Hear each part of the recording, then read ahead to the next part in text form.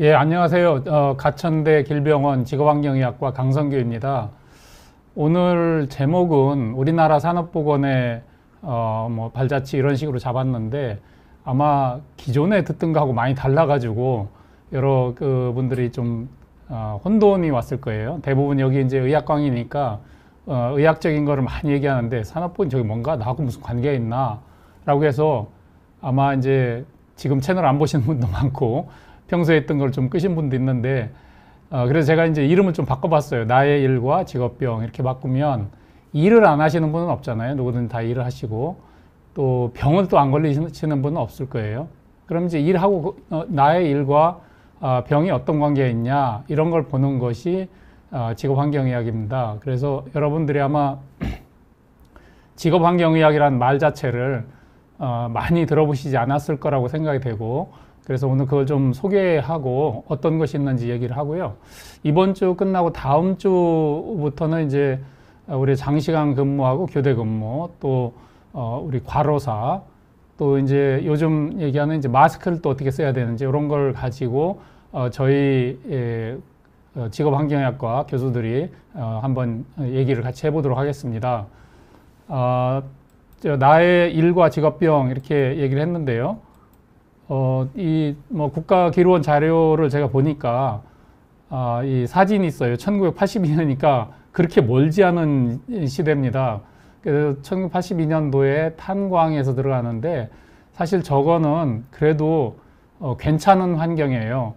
저 이제 굴착을 하고 사실 거기에서 더 들어가서 석탄을 캘 수 있는 탄을 캘 수 있는 이 좁은 굴로 올라가는데 그걸 이제 막장이라고 보통 얘기를 합니다. 이 막장의 환경은 뭐 말할 수가 없어요. 저도 한번 들어가 봤는데 맨 처음에 이제 들어갈 때는 뭐 이거 탄광 이렇게 지하 한 1500m를 들어갔습니다. 그래서 들어갔더니 거기까지는 뭐 안전하고 뭐 이거 뭐 왜 탄광이 무너진다 이런 생각을 못 해봤는데 막상 이제 들어가서 막장이라는 데를 들어가니까 정말 견딜 수가 없어요. 그러고 뭔가 굉장히 술 마시고 나서 다음날 굉장히 피곤한 것과 같은 그런 느낌으로 받았는데 그게 아마 산소가 부족하고 그랬던 것 같습니다. 그런데 이제 거기서 일하시는 분들은 계속 그런 환경에서 일을 하시는 거죠.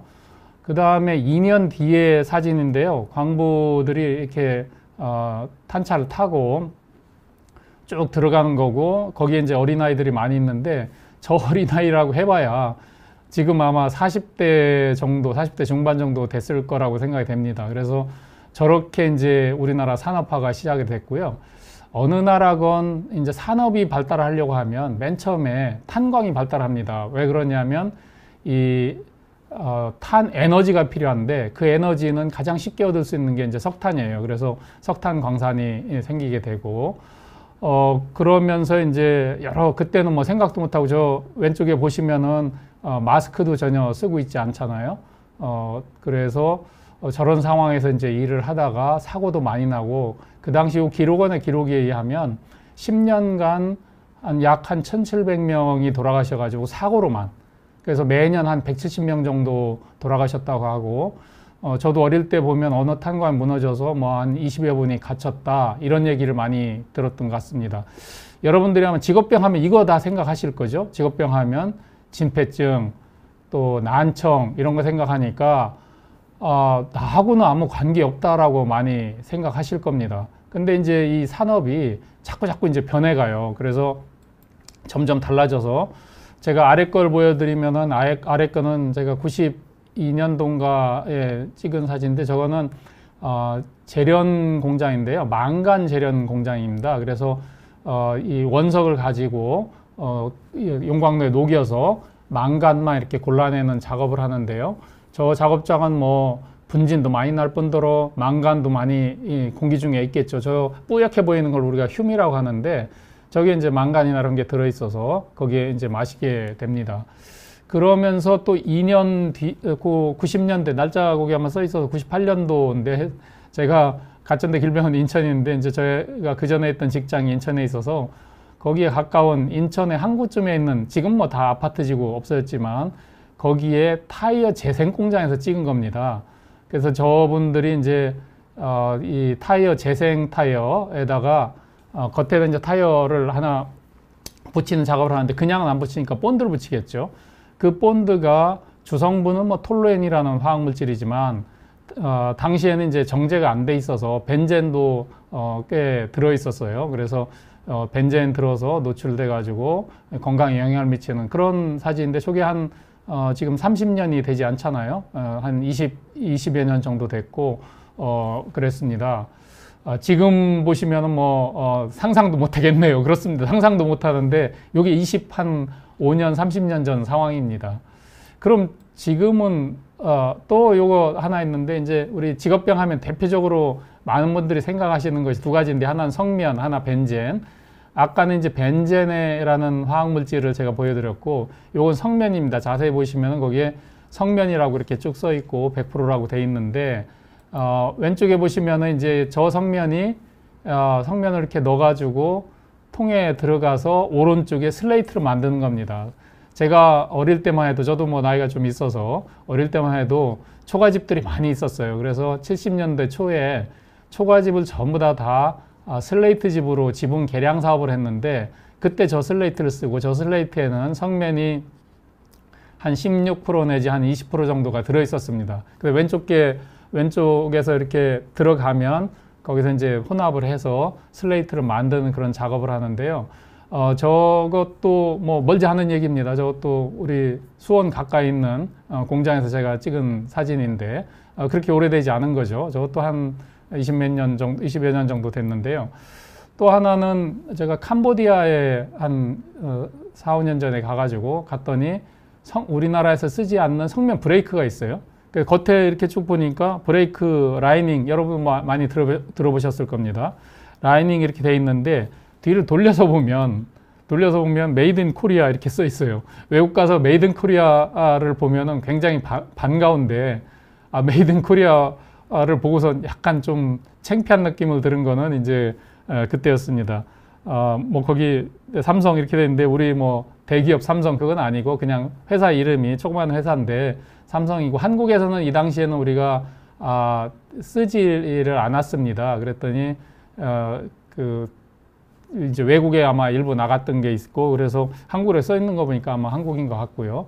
그래서 이런 크게는 우리가 성면을 썼을 때 저렇게 슬레이트도 쓰고 브레이크 패드도 쓰고 라이닝 뭐 이런 데 쓰는데 이런 분들이 이제 오랫동안 노출이 되면 양이 뭐 많으면 더 쉽게 걸리겠지만 양이 적다 하더라도 이렇게 그 왼쪽에 사진을 보면 이제 이게 CT 사진인데요. 이제 뒤쪽에 보면은 이렇게 이제 등뼈가 있고 여기 이제 심장이 있고 여기 폐인데 폐가 좀 시커매야 되잖아요. 시커매야 되는데 그리고 여기 갈비뼈가 있는데 안쪽에 보면 좀 이게 진한 허연 게 나올 거예요. 이게 늑막이 이제 두꺼워져서 흉막반이라는 겁니다. 그래서 저 자체는 문제 없지만 이제 저게 커서 이제 악성 중피 정도 되고 또 폐암도 되고 폐암으로 또 딴 쪽에서 이제 발전도 하고 이렇게 돼서 이런 이런 걸 보여주는 거죠. 그래서 저거는 한번 노출되고 나면 바로 생기는 게 아니라 이제 한참 있다. 그러니까 뭐 몇십 년 있다가 생기기 때문에 이미 이제 은퇴하시고 나이가 70, 80 이렇게 됐는데 뒤늦게 저런 게 이제 발견되기도 이렇게 합니다. 이제는 없어졌어요. 한국에는 없어졌는데요. 또 제가 캄보디아 가서 찍은 건데 이게 아마 한국계일 거예요. 봉제공장입니다. 봉제공장. 우리는 과거에 70년대에 이제 주로 청계천 또는 뭐 동대문 상가 있는 데가 지금 뭐 다 이제 변했지만 저렇게 봉제공장이 있었는데 뭐 작은 방에 여러 명이 모여가지고 이제 외국에 수출할 그런 옷을 가공하고 하는 작업을 했었어요.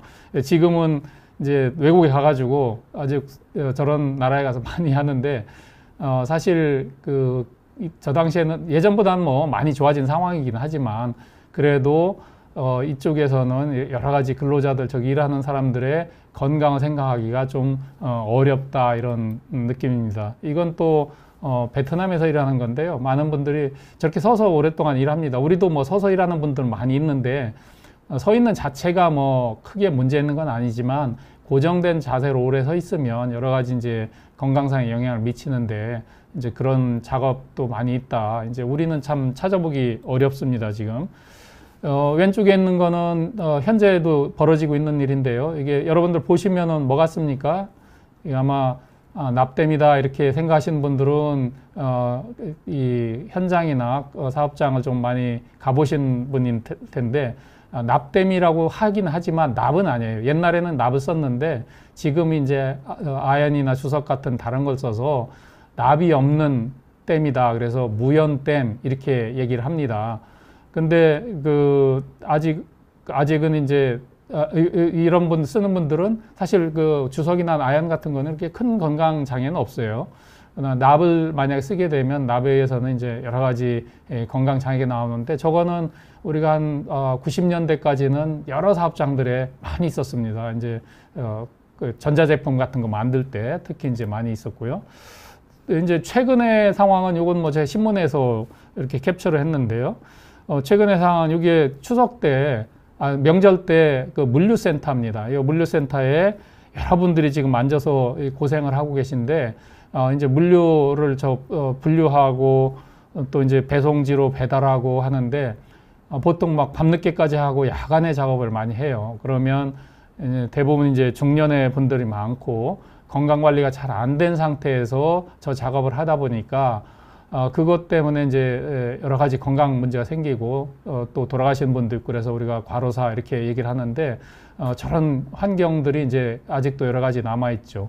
그래서 맨 처음에 보여준 거는 제가 이 직업병이다 하면은 주로 뭐 진폐증이나 뭐 무슨 화학물질 중독이다 이런 걸 보여줬지만 뒤로 가면 또 다른 뭐 사무 환경에도 생길 수가 있고요.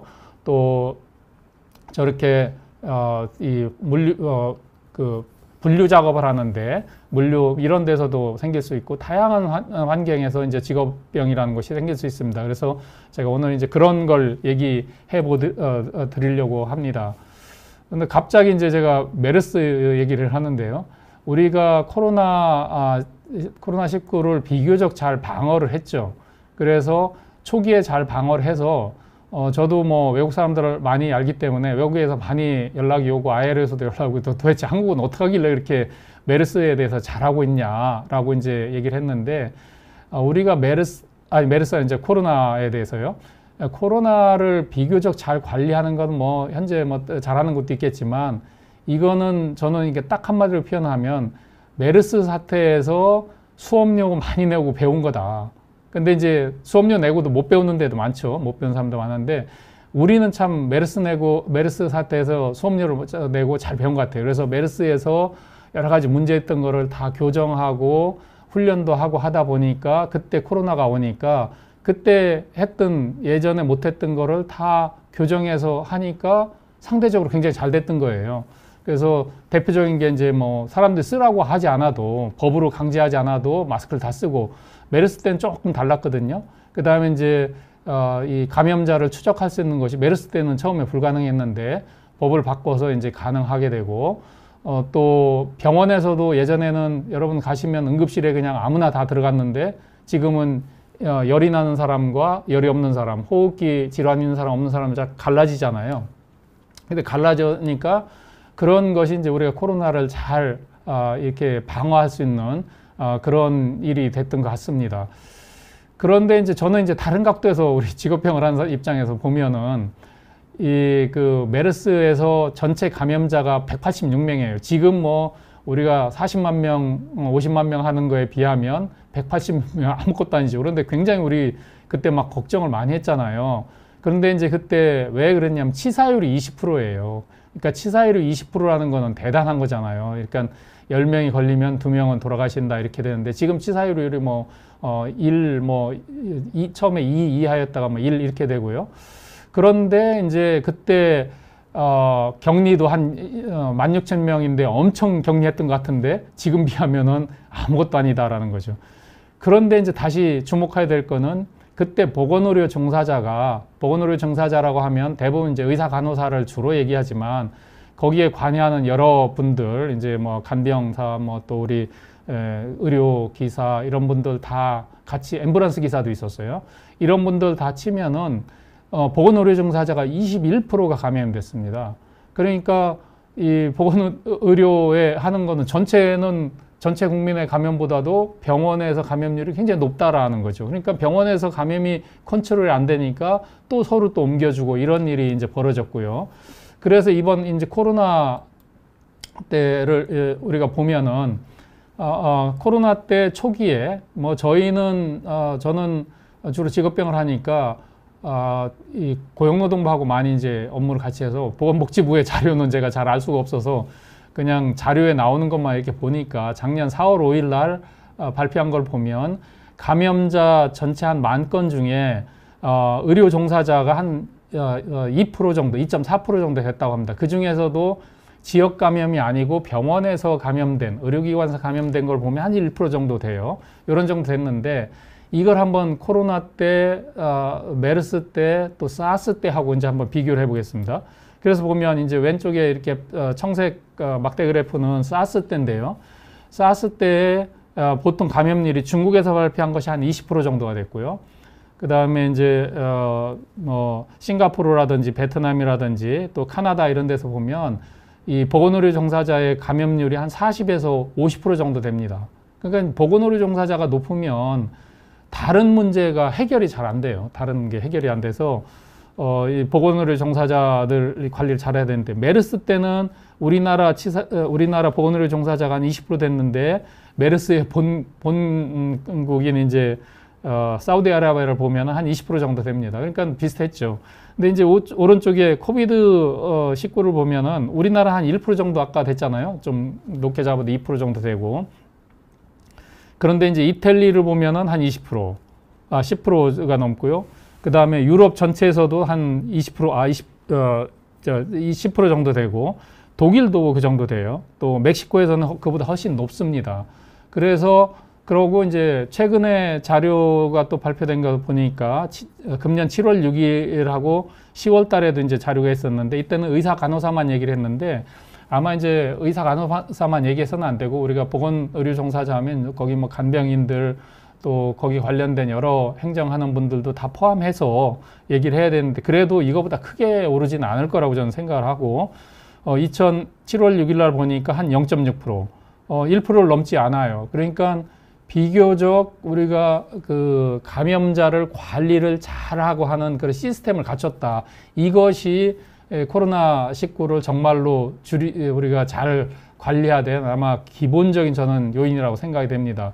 이 수치로도 이렇게 쭉 보면요. 아까 다 그래프로 설명드렸지만, 이태리 뭐 유럽에서 거의 한 30만 명 될 때 보면 11%, 16%, 11% 이렇게 22% 이렇게 됐어요. 심지어는 멕시코에서는 의료인들 사망자가 뭐 680명이고 미국도 꽤 많고 남미 같은 데는 굉장히 많습니다. 그러니까 아마 들어올 때 이 코로나에 감염 의심된 사람과 아닌 사람을 이렇게 좀 나눠주는 패스웨이가 없어서 확 늘어나면 그 다음엔 어떻게 조절이 잘 안 되잖아요. 그래서 이런 것이 이제 돼 있어서 이 직업과 일과 이 건강이 항상 연결이 돼 있다라는 걸 이제 말씀드리려고 제가 이렇게 장황하게 말씀드렸습니다.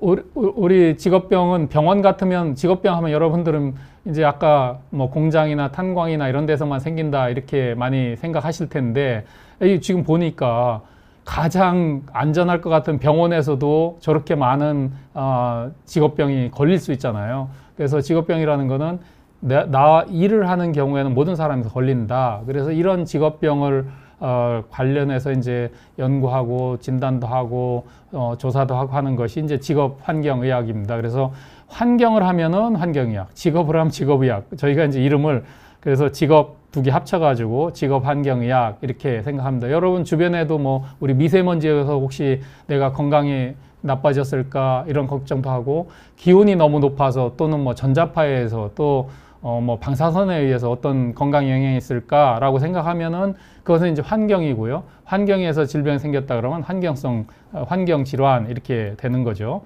그래서 이 직업병을 이제 오늘은 제가 직업병만 얘기를 하는데요.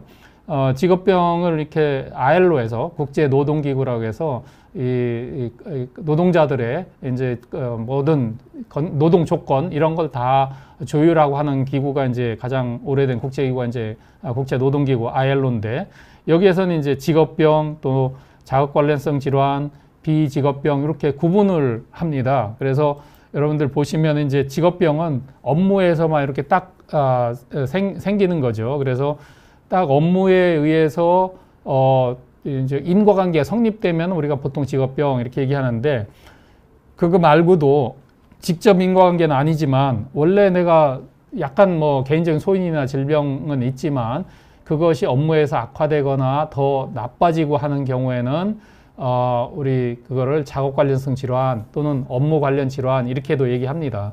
그래서 크게는 직업병 할 때는 이렇게 전체를 다 얘기하기도 하고요. 또 구체적으로 얘기할 때는 직업병 또는 작업 관련성 질환 이렇게 얘기를 합니다. 그런데 이제 아까 직업환경의학 이게 좀 어려울 텐데, 이제 어떤 분들은 산업의학, 뭐 산업의학과 선생님 뭐 이렇게 얘기하기도 하고, 또 우리 병원 교수님들도 작업환경의학과 뭐 이렇게 얘기를 합니다. 근데 역사 배경 때문에 그래요. 그래서 맨 처음에 생겼을 때는 이거를 우리가 산업의학 이렇게 얘기를 했고, 이 직업 산업의학, 산업보건 이런 식으로 얘기했습니다. 왜 그러냐면 이런 그 직업병 문제가 처음 많이 불거진 거는 산업혁명 후에 화학물질을 많이 사용하면서 여러 가지 질병이 생겨서 그렇게 얘기를 했습니다. 그런데 이제 이때 얘기하는 거는 제조업을 주로 얘기해 놓으니까 실제 이 산업의학에서는 뭐 농업도 그렇고 1차 산업도 그렇고 3차 산업, 서비스업도 많이 얘기하는데, 그거를 산업의학 하니까 좀 이상하다, 이렇게 왜 공장에 가시지 왜 우리 저 백화점에 왔느냐 뭐 이런 얘기를 하셔요. 그래서 이거는 정확한 네이밍을 해야 되겠다라고 해서 이 직업환경의학에서 우리가 직업의학 또는 직업환경의학 이렇게 바꿨습니다. 그러면 직업을 가진 사람들이 생길 수 있는 모든 건강 문제를 다루는 것이 이제 직업의학이다 이렇게 되고요. 더 나가서는 이제 약간 직업이라고 하면은 고용관계가 성립이 되고 내가 월급을 받고 이런 느낌을 받지만, 일이라고 하면은 내가 생계를 위해서 하는 일이 있잖아요. 자영업도 있고 이런 경우도 있어서, 그런 경우는 이제 일과 건강 이렇게 얘기합니다. 그래서 제가 오늘 제목은 나의 일과 직업병 하지만 사실은 나의 일과 건강 이러면 아마 더 적합할 거라고 이렇게 생각을 하죠. 그래서 저희가 직업환경의학과 임상의학의 차이를 크게 보면, 저희들도 이제 각 대학병원에 가시면 직업환경의학과라고 이렇게 돼 있는데, 이제 임상의학의 첫 번째는 여러분들이 아프면 어떡합니까? 병원 갈 때는 아플 때 가잖아요. 아플 때. 그러니까 아플 때 가면은 가장 중요한 게 뭐예요? 내 병이 뭔가를 알아야 되고 치료해야 되잖아요. 근데 이제 이 직업환경의학은 아플 때 오는 것보다는 주로 건강할 때 오셔야 됩니다. 여러분들이 그 건강할 때 체크를 해서 병이 안 걸리도록 하는 게 중요하기 때문에 예방에 주로 관련이 되죠. 그래서 어떻게 하면 우리가 안 걸릴까라는 것에 우리가 주로 관심을 갖고 있고요. 물론 이제 저희들도 조기 진단을 합니다. 그래서 안 걸리면 좋지만 걸리게 되면은 빨리 발견해가지고 하여튼 더 이상 악화되지 않게 하자 하는 것이 이제 두 번째입니다. 그래서 제가 큰 글씨를 쓴 거는 조금 더 우리가 각 분야에서 중요하게 보는 거를 큰 글씨를 썼습니다. 임상의학은 진단과 치료가 중요하고 직업환경에서는 예방과 조기 진단이 중요하다 이렇게 생각하시면 됩니다. 그러니까 이 직업병은 뭐 조금 일반 질병하고 뭐 다르지가 않아요. 그래서 병 자체는 똑같아요. 뭐 다른 원인에 의해서 직업성 폐암이 생긴 거나 담배 피워서 생긴 거나 그냥 생긴 거나 그렇게 크게 딱 구별되지 않습니다. 또 구별되는 건 그렇게 많지 않아요. 그래서 이게 참 판단하기 어렵고요. 또 이 잠재기라는 게 굉장히 중요한데, 여러분들 일을 하시다가 이제 나중에 병이 생기면 일하자마자 금방 생기면 알겠죠. 예를 들어 다치는 건 금방 알잖아요. 내가 일하다가 넘어져서 다리를 다쳤다. 이건 금방 알잖아요. 그런데 환경이 나빠서 병이 생겼다. 이건 금방 알기가 어렵습니다. 그래서 굉장히 긴 우리가 잠재기라는 걸 가지고 있어요. 이걸 잠재기라고 하는데, 코로나도 우리가 코로나 접촉했다고 해서 당장 생기지는 않잖아요. 한 이틀에서 뭐 한 열흘 정도 이렇게 시간이 걸리는데, 그런 건 잠복기라고 이렇게 표현하죠. 이런 것이 있어서 대부분 일할 때 안 생기고 나중에 지나 생기는 경우가 많기 때문에 이렇게 이제 직업병 판단이 어렵다 이렇게 알 수가 있고요. 원인도 복잡합니다. 이제 뭐 담배도 원인되고 뭐 다른 것도 되면서 직업적 원인하고 복잡하게 이루어지니까 참 판단하기 어렵고요. 또 여러 가지 신물질들이 화학물질이 많이 있습니다. 우리가 쓰는 화학물질이 수십만 종이 돼요. 그래서 화학물질을 새로 쓸 때는 독성 실험을 다 하지만 완벽하지 못하죠. 그거는 동물 실험을 한 거기 때문에 사람이 어떻게 될지는 잘 모르고 처음에는 안전한 걸로 밝혀졌는데 나중에 보니까 문제가 있는 화학물질도 많이 있잖아요. 그래서 그렇게 새로운 물질들이 많이 발전하고 또 우리가 이 직업병을 일으키는 거는 그냥 외부 물질만인 줄 알았더니 그게 아니라 여러 가지 노동 조건, 근무 시간, 예를 들어서 야간 근무 뭐 이런 것이 다 영향을 미친다. 그래서 이런 사회 경제적인 이런 요인이 미치기 때문에 그런 것도 영향을 받고 그런데 이제 질병이 생겨서 여러분들이 아파서 병원에 가면 대부분 임상 진료 의사들을 많이 보는데 그분들이 아까 관심이 뭐라고 그랬어요? 이 진단이나 치료라고 했잖아요. 근데 원인에는 좀 관심이 덜합니다. 없다고 볼 수는 없지만 덜하니까 우리는 원인을 해야 되는데 이 직업환경의학하고 잘 연결이 잘 안 돼요. 그래서 이제 저희들이 임상 교수님들한테 부탁도 드리고 그러지만 이게 이제 좀 잘 안 되는 경우도 있죠. 또 보상하고 관계가 되니까 아무래도 보상하고 관계가 되면 조금 이 과장되기도 하고 좀 또 왜곡시키기도 하고 이런 게 있을 수가 있어요. 그래서 이런 것이 이제 직업병을 우리가 판단하는데 굉장히 어렵게 하는 그런 요인이다. 여러분들도 내가 직업병인지 잘 모릅니다. 대부분 직업병인 분들이 내가 처음부터 내 병이 직업병이다 이렇게 생각하신 분들은 거의 없습니다. 그럼 이 직업병이 언제부터 이렇게 많이 하게 됐냐 그러는데 이제 남이 나라 지도를 그려서 미안하지만 저게 이태리의 지도인데요.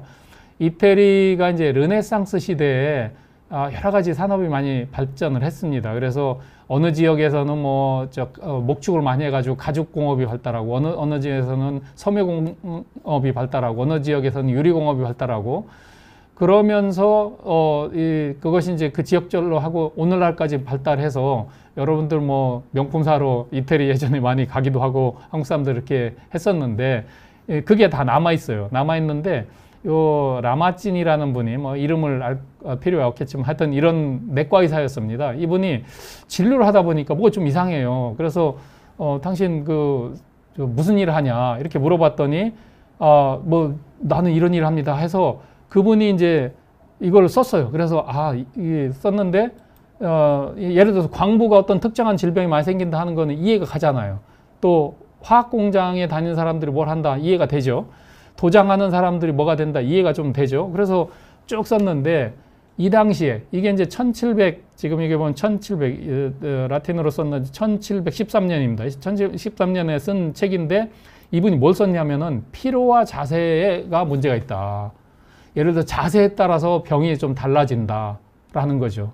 그러니까 우리가 직업병 생각하면 아까처럼 화학물질 먼지 이런 것만 생각했는데 자세도 문제가 되는구나. 그러면 여러분 사무실에서 일하는 사람들도 자세가 좀 다르면은 또 우리가 피로하면 병이 생기거나 병이 더 악화되겠구나 라고 생각할 수 있고 스트레스가 문제다.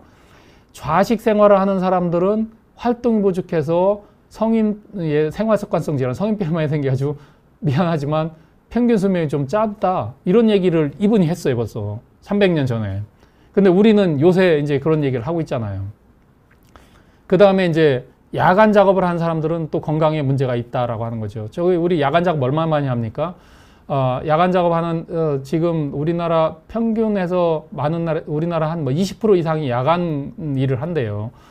근데 가능하면 사실은 야간 작업은 안 하는 게 좋죠. 그래서 어쩔 수 없이 야간 작업을 해야 될 수밖에 없는데 뭐 병원, 소방관 또 그런 항공기 이런 데는 야간을 안 할 수가 없어요. 그렇지만 그 불필요하게 야간하는 거는 가능하면 우리가 줄이는 게 최선이다라는 거죠. 여러분들도 가능하면 야간 일하는 걸 이용을 잘 안 하는 게 좋습니다. 야간 작업을 안 하도록 다른 사람이 내가 야간 작업을 안 하려면 다른 사람도 야간 작업하는 거는 가능하면 좀 덜 하는 게 좋고요. 그 다음에 이분이 재밌는 게 쓴 거는 지식인의 질병 이런 거예요. Disease of the learned man 이렇게 해서 배운 사람의 질병 했는데 이거 보고선 참 대단한 그 생각을 가지고 있었구나 생각을 했고, 여러분 이건 제가 답을 안 하겠습니다. 한번 생각해 보십시오. 여러분들이 어떤 지식인들 많이 배운 사람들은 무슨 병을 앓고 있을까? 근데 요즘도 다 비슷해요. 그때도 아마 비슷했던 것 같고, 그래서 이렇게 했고, 이제 이분이 이런 걸 쭉 보니 역시 치료보다 예방이 치료보다 낫다. 뭐 낫다라고 제가 표현했는데 조금 낫다 이렇게 표현을 했고요. 그래서 꼭 물어봐야 될 게 당신이 직업이 뭐냐? 환자를 볼 땐 꼭 이걸 물어봐라 라고 얘기하죠. 근데 이제 우리는 직업을 물어보면 대부분들은 그냥 한 5대 직업만 얘기합니다. 나는 저 회사원이에요. 난 자영업이에요. 난 공무원이에요. 뭐 이렇게 얘기해요?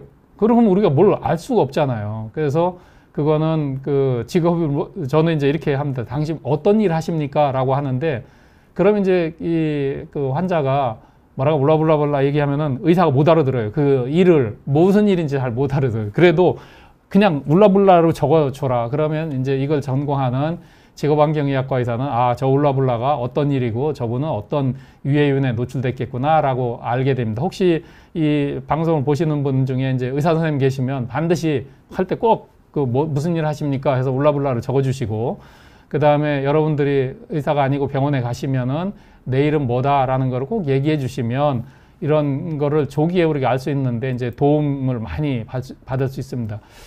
그래서 이제 직업병 하면은 필수적으로 또 생각하는 게 뭐냐면 보상 이렇게 생각하죠. 보상 내가 잘못한 게 아니니까 보상 받아야 되잖아요. 그래서 법으로는 우리가 이거를 법의 업무상 질병 이렇게 얘기를 합니다. 그래서 이거는 산재보험으로 보상을 해줘요. 근데 여러분이 생각하는 제가 이제까지 설명했던 직업병과 이 업무상 질병이 딱 일치하면 얼마나 좋겠습니까? 그런데 불행히도 일치하지 않아요. 왜냐하면 직업병 중에도 이 보상이 대상이 안 되는 경우가 있고 사람에 따라서 보상이 안 되는 경우가 있어요. 그 다음에 일단 또 정의를 해놓으면, 법으로 만들어 놓으면 사실 어떻게 보면 직업 때문에 안 생겼을 수도 있어도 그거는 산재를 이렇게 보상을 해줘야 됩니다. 그래서 이게 이제 가능하면 일치시키도록 노력을 하는데 조금 다를 수가 있다라는 것도 이해를 하셔야 됩니다. 그래서 내가 얘기하는 직업병과 왜 보상해 주는 게 왜 다르냐라고 이제 생각하시면 안 되고, 또 어떤 분들은 이건 너무 과도하다라고 하는 분도 있는데 이런 이유에 있어서 좀 달라질 수 있다라는 겁니다. 그래서 이 산재를 보면 크게는 우리가 사고가 있고 질병이 있습니다. 사고는 비교적 명확해요. 이제 명확한데 질병은 이제 두 가지, 아까 제가 직업병하고 작업 관련 질환 이렇게 얘기했는데, 직업병은 이제 원인이 있는 거죠. 대개는 작업 관련 질환은 원인이라기보다는 촉발 요인 또는 악화 요인 이렇게 표현을 합니다.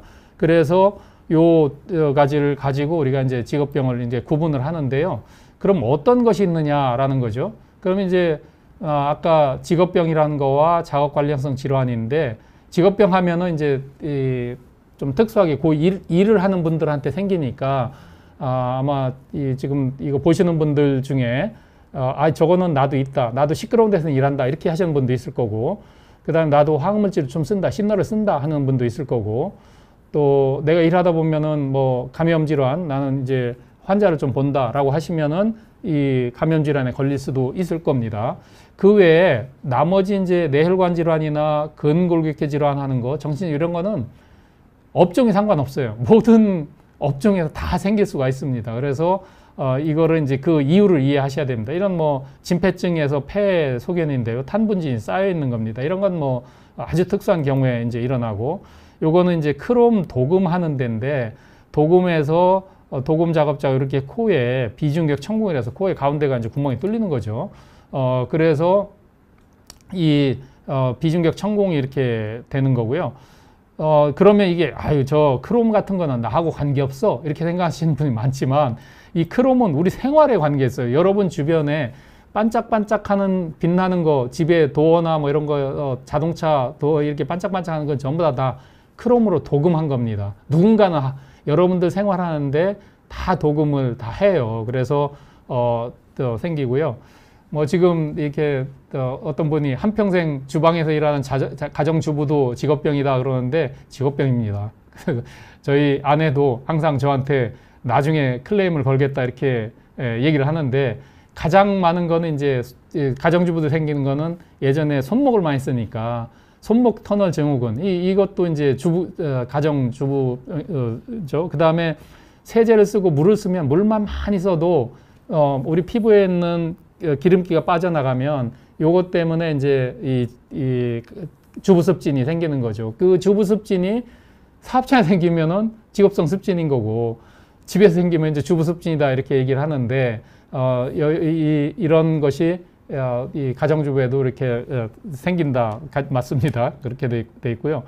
그 다음에 이제 그럼 어떤 것이 직업병을 일으키냐 하는 거는 두 가지 환경과 사람이에요. 그러니까 환경은 어떤 거냐면 우리가 눈으로 보이는 물리적 환경, 그러니까 뭐 소음, 그 다음에 아까 중금속 또 뭐 세균, 바이러스 이런 거니까 이분이 이제 지금 이렇게 보면은 용접하시잖아요. 이렇게 보시면 용접하면은 용접할 때 나오는 여러 가지 물질에 이제 영향을 받을 수도 있고 이게 우리가 쓰는 여러 가지 이건 아연입니다.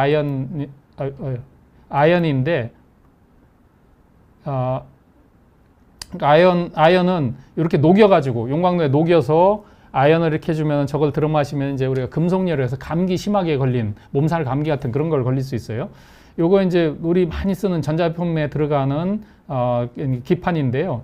요 기판을 이렇게 만드는 작업을 하면서 이제 여러 가지 인쇄도 하고 그럽니다. 그럼 인쇄하면서 다양한 잉크나 화학물질 쓰는데 그런 화학물질에 의해서 이제 건강 장애도 있을 수, 이런 것도 있을 수 있고 또 하나 이제 중요한 거는 이 사회 환경적 요인이에요. 그러니까 과거에는 우리 여러분들도 아마 들으신 분들은 작업 환경 저런 물리적 요인은 신경 썼을 텐데 사회 환경적 요인은 별로 신경 안 썼을 거예요. 그러니까 작업장의 구조나 설비, 이 책상도 제가 앉아 있는데 이 높이에 따라서 하루 종일 똑같으면 이게 높낮이 조절이 돼야 되는 거죠. 그 다음에 의자도 높낮이 조절이 되고 여기에 손을 좀 얹을 수 있고 그럼 하루 종일 내 타이프를 치는데 그냥 이런 상태로 타이프를 치다 보면 뭐 어깨도 아프고 목도 아프고 그러지 않겠어요?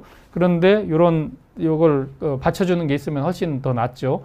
이런 그 설비적 요인에 의해서 직업병이 또 생기기도 하고 직무 스트레스, 교대, 뭐 노동 시간, 조직 문화 이런 거는 뭐 지금 굉장히 많이 연구를 하고 있는데 그래도 아직도 긴가민가 의심하는 사람도 많이 있어요. WHO가 최근에 이제 뭐 저도 참여를 해서 이 그 노동 시간, 그러니까 근로 시간을 55시간으로 해서 55시간 이상인 사람과 이하인 사람들이 뇌졸중 같은 거나 또는 심혈관계 질환이 얼만큼 생기냐 했더니 뇌졸중이 한 17%, 또 심혈관계 질환이 한 30% 이상이 더 생긴다는 거예요. 이건 아주 제대로 된 연구를 다 모아가지고 한 건데 그런 것처럼 우리 그 시간이 영향을 많이 들어갑니다. 또 교대 근무 같은 경우도 영향을 많이 주는데 아까 말씀드렸잖아요. 야간 근무하고 뭐 이런 거. 그래서 이제 또 조직 문화가 무슨 영향을 줄까 이렇게 하는데 제가 전공의 시절에 오래전 얘기인데 어디에 파견을 나갔더니 두 개의 큰 회사가 있었어요. 한 회사는 병원에 오라고 하면은 몇 시에 와라 그러면 잘 와요.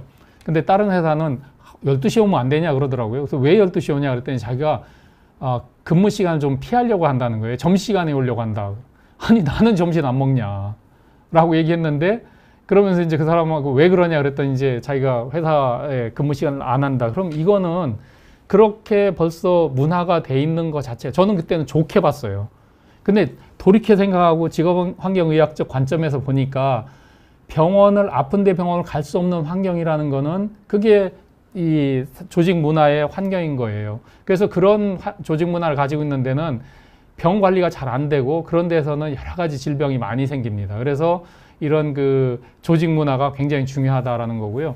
여러분들도 혹시 건강진단 받으시면은 저도 뭐 그런 얘기를 듣는데 토요일 날 오면 안 됩니까? 하고 얘기해요. 그래서 토요일 날 안 돼서 제가 굉장히 불편하다 그래서 제가 왜 불편하십니까? 그랬더니 평일날 휴가를 안 내고 평일날 휴가 내면 되잖아요. 그랬더니 휴가를 안 내고 내가 토요일날 하려고 한다. 그러면 그분은 검진 받는데 1년에 한 번 오는데 토요일날 한 번을 오는데 평일날 한 번을 못 쉬어가지고 토요일날 오겠다는 거잖아요. 우리 병원 직원들은 매주 토요일날 52주를 근무를 해야 되잖아요. 그래서 내가 싫은 거는 남한테도 요구해서는 안 되는 거예요. 그래서 여러분들 여기 들으시는 분들 있으면 검진 같은 거는 토요일날 가지 마시고 주중에 가십시오. 그 다음에 가능하면 병원은 주중에 가세요. 불가피하게 이 주말이나 또는 야간에 가시면은 응급실로 가시는 거예요. 그래서 가능하면 모든 사람이 어쩔 수 없으면 모르지만 가능하면은 우리가 똑같이 일할 때 같이 일하고 쉴 때는 같이 쉬고 이렇게 하고 그걸 그때 할 수 있도록 휴가도 주고 그 휴가를 이제 활용하도록 이렇게 하는 겁니다. 그 다음에 이제 환경을 잘 조절해도 또 사람이 문제가 생겨요. 그 사람이 문제가 생기냐면 사람이 나이가 들면 이제 병이 생기잖아요. 그러면 우리가 뭐 30대 초반까지는 건강관리를 아무것도 안 해도 아플 수가 없잖아요. 근데 한 40대쯤 되면은 물만 먹어도 살쪄요. 이제 살찌고서 아프기도 하고 그냥 좀만 해도 아픈데 계속 일을 하다 보면 얼마나 이제 여러 가지 문제가 생기겠어요. 그래서 이런 기본 질환을 잘 관리하지 않으면 아까 얘기한 스트레스, 교대 근무, 노동 시간, 조직 문화 이런 것이 다 악화윤이 되니까 이런 관리를 잘 해야 된다. 이 관리는 개인의 책임도 있지만은 그 조직의 책임도 있는 거예요. 조직도 아까처럼 이런 사람들 잘 체크해서 관리할 수 있도록 만들어주는 것이 이제 필요하고, 필요하다는 겁니다. 그 다음에 이제, 그래서 제가 이제 시간이 이제 거의 돼서 질문은 뭐 특별히 많지 않을 것 같아가지고 제가 그냥 오래 이렇게 얘기를 하는데 나중에 뭐 질문 있으시면 뭐 올려주시면 제가 또 이렇게 답변을 해드리도록 하겠습니다. 우리나라 환경이 저는 뭐 한 30년 이상 이 직업병을 쭉 했는데 30년 전하고 지금 비교할 수가 없어요. 그럼에도 불구하고 계속 이제 직업병 문제가 이렇게 문제가 되는데 도대체 무슨 문제 때문에 그런가라고 해서 우리나라 직업병 문제를 한번 쭉 이렇게 훑어 봤어요. 그랬더니 뭐 1980년대부터 현재 2000년대까지 계속 여러 가지 사건들이 벌어지는데 그 중에 이제 중요한 사건들을 한 3가지 정도를 이렇게 보니까 약간의 우리가 보는 시각, 이게 차원이 조금 다른 일이 벌어지고 있다라는 것을 생각하게 됐습니다. 그래서 그 생각하게 된 것 중에 이제 3개를 모으면은 레이온 공장의 이산화탄소 중독이 있었는데요. 사실 이 이전에는 우리가 작업 환경, 또 환기, 또 뭐 보호구 이런 개념이 별로 없었어요. 그래서 이 한 사업장에서 수백 명의 이산화탄소 중독이 나오고 아직까지 이 회사가 문을 닫은 거는 1993년인데 지금 거의 30년 돼 가는데 아직도 많은 분들이 고통받고 치료받고 하고 있고 보상을 하고 있습니다. 그래서 이 우리나라의 이런 산업보건 직업병 문제는 저는 원진 레이온 이산화탄소 중독 이 레이온 공장 이전과 이후가 있다. 그럴 정도로 아주 그 전에 심각했고요. 그 다음에 이제 어느 정도 들어서서 또 무슨 문제가 생겼냐면 우리가 이제 장시간 노동 또 과로 뭐 이런 것 때문에 뇌심 혈관계 질환 집단 사망 사건들이 이제 생기고 그것이 또 크게 사회 문제가 됐었습니다. 그래서 이거는 또 현재도 되고 있고요. 이거는 환경도 문제지만은 또 개인 건강 관리가 굉장히 문제예요. 그래서 이걸 어떻게 연결해서 잘 관리를 해주고 여러분들 혹시 직장을 다니시는 분들은 보건관리자가 있고 또 아니면 외부에서 보건관리자가 와서 건강 상담도 해주고 하는데 그게 굉장히 중요합니다. 그래서 이 관리를 하지 않으면은 이런 여러 가지 외부 여건 때문에 이런 것이 질병을 촉발시키는 원인이 되니까 이런 것이 또 하나의 사건이고 또 하나 이제 반도체 공장에서 우리 백혈병 사건 아마 많이 아실 거고 많은 사회적으로 크게 문제가 됐는데 이거는 이제 또 차원이 많이 달라졌어요. 워낙 여러 가지 화학물질도 쓰고 근데 원인을 명확하게 밝혀지지 않지만 가장 큰 문제는 이 산업은 우리나라가 처음이라는 거예요. 이제까지 모든 직업병 문제는 다른 나라에서 다 있었고 그 다음에 우리나라가 그 다음에 왔는데 이거는 우리나라가 반도체나 이거는 지금 우리나라보다 앞서 있는 나라가 없어요. 그리고 우리가 쓰는 많은 물질들을 그 나라에 써본 적이 없어요. 그러니까 좀 더 연구를 하고 조사를 하고 했어야 되는데 사실 그런 걸 제대로 못한 거죠. 선제적으로 이렇게 못한 거죠. 선진국에서도 뭐가 처음에 산업이 발달하면 거기에 대해서 잘 못하다가 연구를 하고 많은 투자를 하고 그랬는데 그런 걸 잘 못한 것이 이제 큰 사건이고 큰 문제가 되고 그러니까 뭐 우리가 모르는 미지의 어떤 문제가 있는지를 알 수가 없는 거죠. 그래서 이런 그 고비용의 어떤 질환이 생기면 또 치료를 받아야 하는데 뭐 회사에서 뭐 진료를 보조해줘도 굉장히 비용도 많이 들어가서 어떻게 이렇게 할 수가 없습니다. 그래서 대부분의 사람들은 이런 거를 감당하기가 어려워요. 그래서 이런 거를 이런 질병이 걸렸을 때 이 개인의 부담을 줄여주는 거를 이제 상병수당, 아플 때 쉴 수 있는 게 상병수당인데, 이게 불행히도 뭐 미국은 워낙 자본주의 국가라서 그런 게 없고, 그 다음에 OECD 국가 중에 뭐 멕시코, 뭐 터키 이런 수준에서 없고, 대부분의 나라들은 이 상병수당이 있습니다. 그래서 그런데 이제 우리는 공무원들, 대기업들 이런 데는 일종의 상병수당이 있는 거죠. 6개월 동안은 뭐 이렇게 급여 일부를 보상을 해주는데, 그러나 많은 노동자들은 이런 게 없어요. 그래서 사실 이런 거 차원에서 또 한번 의미를 줘서 이런 세 가지 사건들이 우리나라의 이 노동자의 건강 또 근로자의 건강을 이렇게 보호하고 이게 높여주는 그런 계기가 되지 않았나 이런 생각을 합니다. 그래서 이 세 가지 사건이 약간씩 달라서 이걸 이제 좀 도표로 한번 경제 발전과 이 직업 건강, 직업과 건강 이거의 상호관계를 한번 했는데, 이제 이 기초 단계, 이 많은 나라가 이제 기초 단계를 거쳐야 돼요. 이제 기초 단계는 화학물질의 문제, 환경만 잘 관리하면 됩니다. 그래서 그 화학물질을 안 쓰든지 국소배기를 잘 해주든지 하면은 대부분 문제는 해결이 됩니다. 그래서 이건 충분히 우리가 기술적으로 해결이 가능하고, 두 번째 문제는 그럼에도 불구하고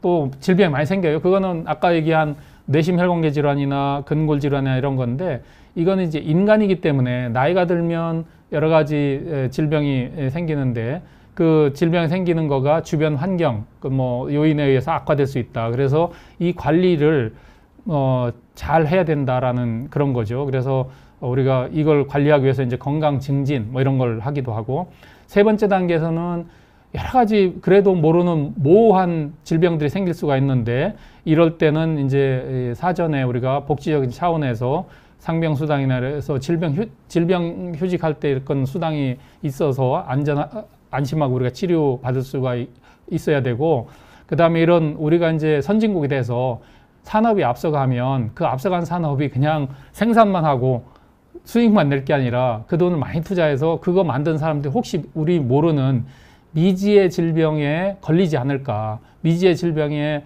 생기지 않을까를 잘 관리해서 대책을 세워주는 이런 것이 필요하다라는 거죠. 많은 선진국들은, 유럽의 선진국들은 이제 3단계까지 갔어요. 이제 많은 지금 현재 소득이 낮은 개발도상 국가는 이제 1단계에 있는 거고요. 2단계는 서로 막 섞여 있는 것 같습니다. 많이 섞여 있고, 그래서 이게 이제 단계별로 이렇게 오는 건 아니지만 이런 것이 완성돼야지 우리가 안전한 환경에서 일을 할 수 있지 않을까 이런 생각이 듭니다. 그러면 이제 뭐 제가 이렇게 정확하게 얘기했는데, 내가 도대체 직업환경의학과를 병원에 뭐 직업환경의학과가 있냐 뭐 이런 얘기도 물어보시고, 그 다음에 내가 그럼 직업환경의학과 병원에 어떤 때 가냐라고 이제 물어보시는 분들이 많아요. 대부분 이제 직업환경의학과 할 때는 첫 번째는 내가 하는 일에서 내 건강 안전한가 이럴 때 이제 방문하죠. 대부분 여러분 건강진단이라는 형태로 방문합니다. 이제 특수건강진단 해서 이제 방문하는데, 이럴 때 뭐 회사로 와서 하기도 하지만 여러분들이 병원에 가서 하시는 게 좋아요. 가서 이제 쭉 체크를 하시면 여러 가지 우리가 보게 되고, 두 번째는 내가 새 일을 하게 되는데 내 건강 상태가 이게 감당 가능하냐? 이 일을 해도 좋으냐? 이럴 때 판단이 필요한 거죠. 그러면 이건 뭐 본인이 하기도 하고, 회사에서 배치 전 건강진단이라고 이런 걸 해줍니다. 특히 이제 여러분들 야간 근무를 하려고 하면 반드시 이런 검진을 해야 돼요. 또 세 번째는 그 질병이 생겼는데, 병이 생겼는데 혹시 이게 일하다 생기지 않았을까 하고 의심이 들면은 직업환경의학과 가시면 됩니다. 근데 이제 이 아까 질병은 당장 생기는 게 아니라 옛날 환경에도 생겼다고 하잖아요. 그래서 혹시라도 내가 젊었을 때 일하던 거와 관계가 있을까라는 의심이 들면, 이거는 여러분 진료한 선생님 잘 판단 못 해요. 그 다음에 여러분도 판단하기 어려워요. 그럼 바로 직업환경의학과 오셔가지고 이 진료를 받으시면 저희가 방향을 얘기하고 설명을 해드립니다. 다 필요하면 더 조사도 하고 진료도 하고 필요하면 또 보상도 받을 수 있게 이렇게 해드리고요. 그 다음에 이제 다치거나 또는 뭐 아팠다가 다시 이제 병원에 직장에 복귀를 해야 되는데, 내 지금 건강 상태가 업무에 복귀가 괜찮은가? 이런 걸 이제 고민할 수도 있을 거예요. 그럴 때는 이제 저희 직업환경의학과에 오셔가지고 한번 진료를 받으시면 지금 상태에서는 뭐 일을 하셔도 좋다, 아니면은 조금 더 요건 치료하면 좋겠다, 이렇게 생각이 됩니다. 그래서 이렇게 네 가지 조건이 여러분들이 직업환경의학과를 방문할 시기니까 혹시라도 이런 조건이 맞으시면 직업환경의학과에 방문하시기 바랍니다. 제 얘기는 이것으로 마치도록 하겠습니다. 감사합니다. 혹시 질문이 있으시면은 질문해 주시면 제가 질문을 답해 드리고요.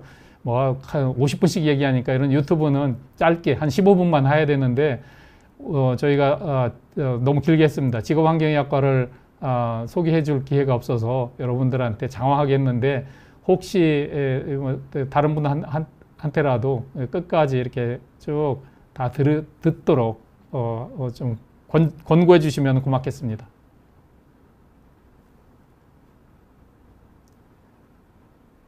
네, 질문이 더 없는 것 같아서 저는 이것으로 마치고 오늘 제 강의라고 할까요? 아니면 직업환경의학과에 대한 설명을 마치도록 하겠습니다. 감사합니다.